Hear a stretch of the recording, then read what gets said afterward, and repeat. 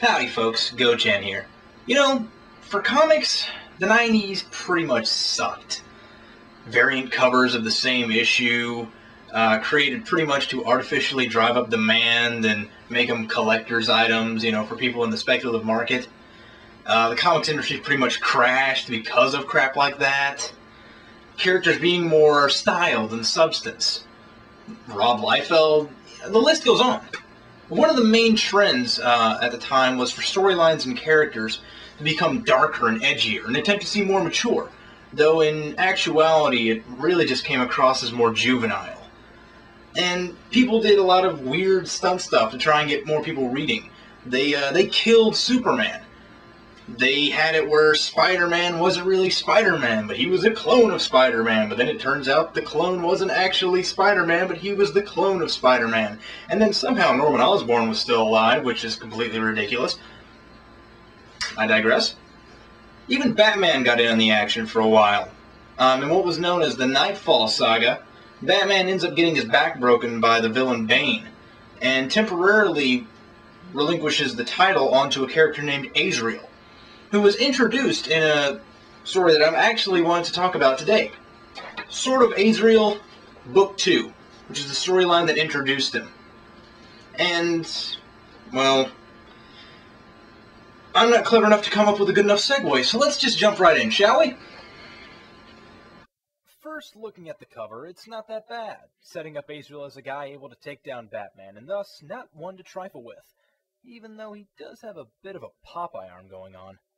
Plus, why is there so much blood? No place that Bat seems to be bleeding is out of his mouth. There seems to be splatter from something else. I don't know, maybe Azrael exploded a kitten or something in front of him. Who knows?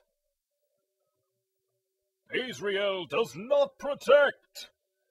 The chalet vanished in a burst of light.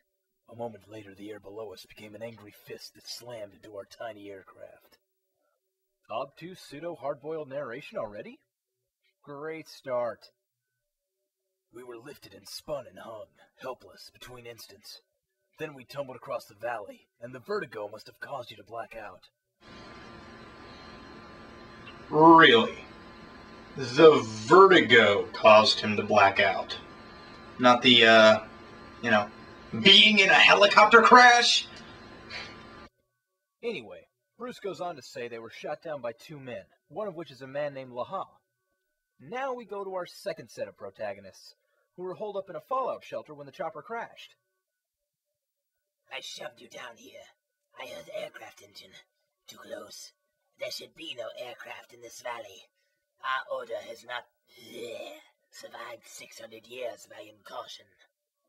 The weird gnome, elf, dwarf... What the hell is he supposed to be, anyway? Anyway, it puts up with Azrael's incredulous questioning until... Be quiet. I think I hear something. Coming down on us. Avalanche. Tons of snow. Jaw loose by the explosion. Isn't it, coincidental that three sets of characters just had the exact same conversation verbatim? Well, after that, Alfred and Bruce get out of their chopper, with the help of some snowshoes that Bruce made out of wire and twigs, while he was hanging upside down. Because, I don't know, Bruce, I guess, didn't think making the snowshoes was hard enough. Alfred notes that he saw another chopper escape from the avalanche with moments to spare. The avalanche was already upon us as our aircraft struggled into the air. Woohoo! Second monologue about helicopter mishap. Yes! In summary, the main baddie, Laha, goes a little crazy and believes his life was spared by a demon lord named Bzz and wishes to become its servant. Eh? You'd have me be your servant? I would be honored, great Bzz. He then proves himself worthy of being his servant by slaughtering the unnamed mook he traveled with.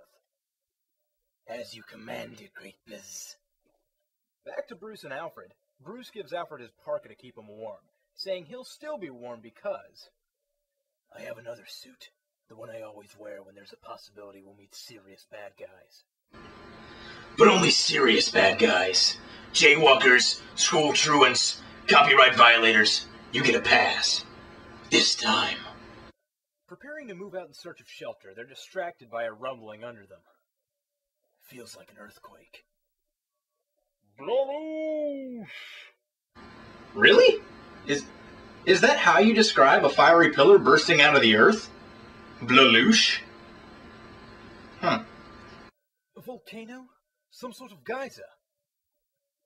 Wrong geology for those. No, it's man-made. An engine. How big is this thing supposed to be? The perspective makes it look like it's as big as an aircraft carrier or something. A hovercraft? Full of people with answers. Inside, Azrael and Gnomeface argue until Gnomeface makes Azrael suit up and fight. Look at him! He is a demon! Put on the face of Azrael and destroy him! Both Batman and Azzy tumble down to the snow below when some half-hearted fisticuffs ensue. We don't have to fight. Ugh. That's number one. There won't be a number two. The sword!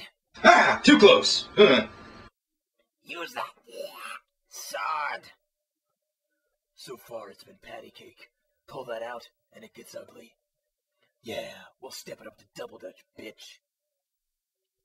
Batman easily disarms Azrael of his sword of fire, but is blindsided by... Master! Batman! Behind you! Ugh!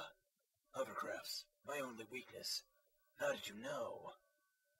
Azrael then hops back into the now much smaller for some reason hovercraft, and they speed off, leaving Bats and Alfred to go check out the shelter the hovercraft burst out from, to the apparent satisfaction of Gnomeface.